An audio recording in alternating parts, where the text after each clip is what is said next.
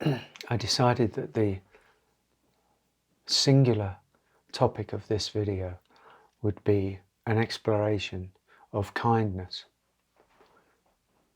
because I think that we're also hooked up on the problem, the spiritual problem and the human problem and the political problem and the moral problem. Everywhere we look, there's a problem that we seek to fix unknowingly or knowingly. And on the spiritual path, it's the same.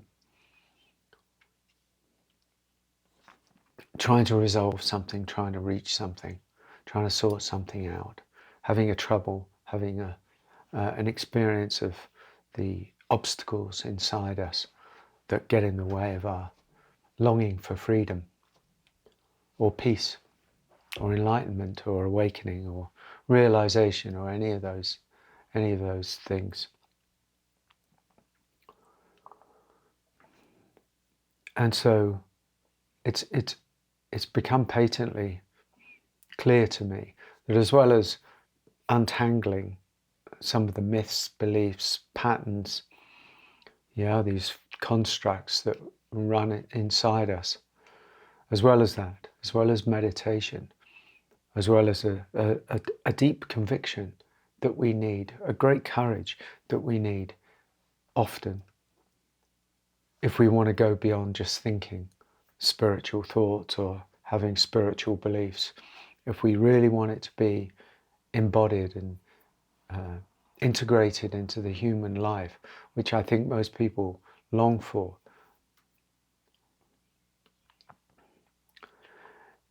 then in many ways that's kind of where kindness can come in.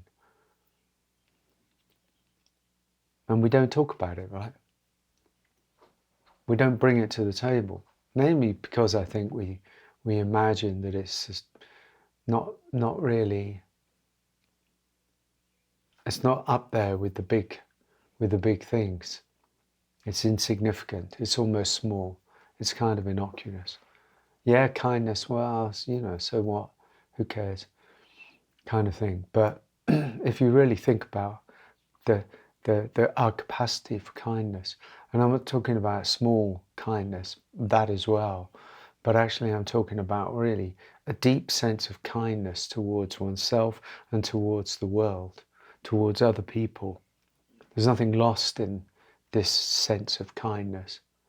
It's not weak.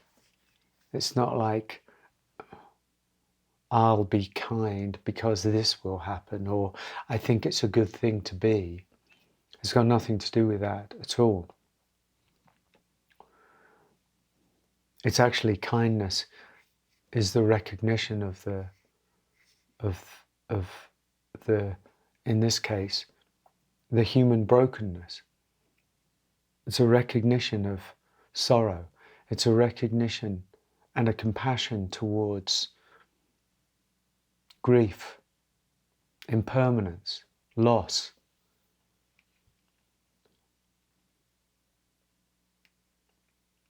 Towards the innermost, a kindness that doesn't try and fix anything. Imagine that, a kindness that doesn't try and fix anything. Isn't that love? Isn't that unconditional love?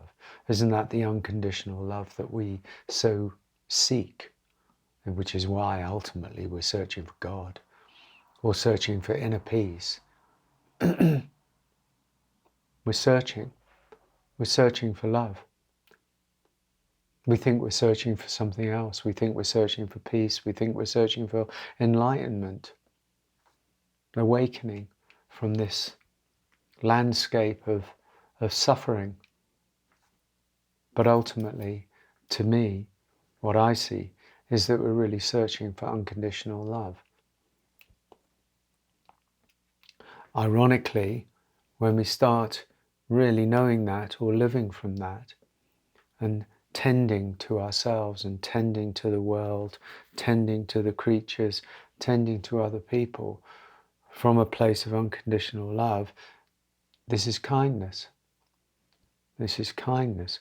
A kindness brought brought about by recognition of the union of things, of the similarity of us, of the sameness of us. It's such a beautiful quality to be kind. But the thing is, to court kindness means we have to deepen. We have to deepen beyond the self. We have to deepen beyond the argumentative self. Of course, there's a great value in practicing now. Are you being kind to yourself? Is the question. Are you being loving to yourself? Is another question. Do you have it in you to practice kindness when it hurts? When it hurts, when there's pain, when there's trigger, when there's the trigger and you're caught in the maelstrom of the energy of the swirling of the trigger and everything that it does, is there an opportunity to pause? Say, maybe I'm going to try being kind to this instead. Kindness has a certain kind of maturity to it. It's not desperate. It's not really trying to get so much. There's a big difference in many ways between how we spend a lot of our lives as these individuations, as these egoic constructs, as the person that we take ourselves to be. Because most of our lives, in many ways, if you think about it, is spent trying to get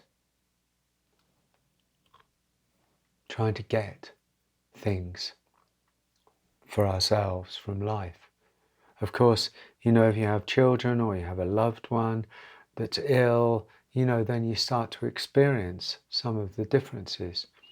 But mostly for most people, and in the general construct of the way that society is built, we're generally trying to get things. So how would it be if we stopped so much trying to get things and we started trying to give things? To give of ourselves, not things, not presents or gifts, but giving of ourselves. And I would say that one of the most beautiful things that one can give, well, two things really: presence and kindness. To be present with somebody, to be present with your child, to be present with a dying person, to be present with somebody that you're listening to be present with yourself, rather than just buying into it, to be present with oneself, and to follow that up with the human aspect of kindness. Still, there's boundaries with other people. Of course there are.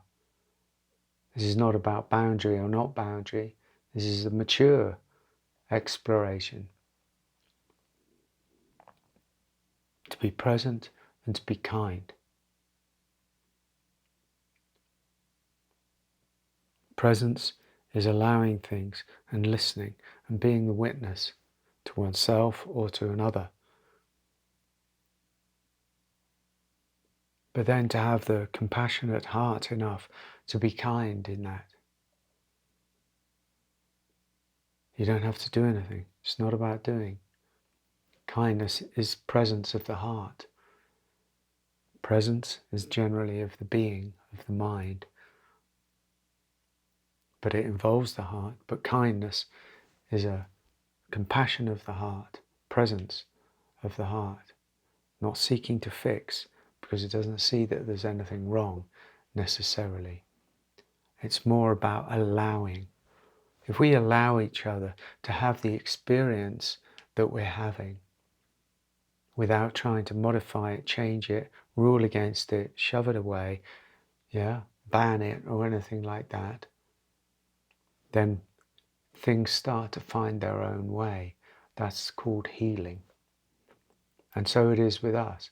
If we offer ourselves the same presence and presence of the heart, which is kindness, great kindness, an unconditional kindness, a profound kindness, not a bartering kindness, not a fixing kindness. This unconditional, beautiful kindness, we offer that to ourselves, and by we feel that in our bodies, in our cells, in our nervous system. We feel it in the whole of our being. At last, somebody's being really kind and allowing and present with me. Oh, it's me being kind and present and allowing with myself.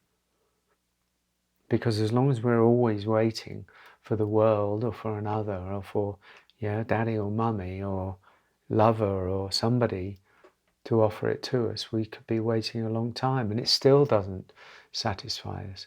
Because ultimately the relationship that we have with ourselves is the most profound relationship. The relationship we have with ourselves, and then the relationship we have with us, from ourselves, with the world, and then from the world with God, which is everything. And so this is not to be underestimated and not to be minimized.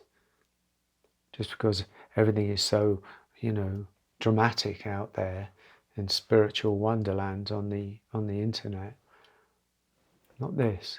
Come back to the small stuff. Come back to the small things. Because it's in the small things that the real changes happen.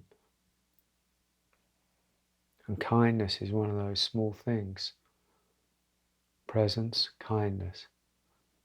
More so kindness at this moment. Bless you.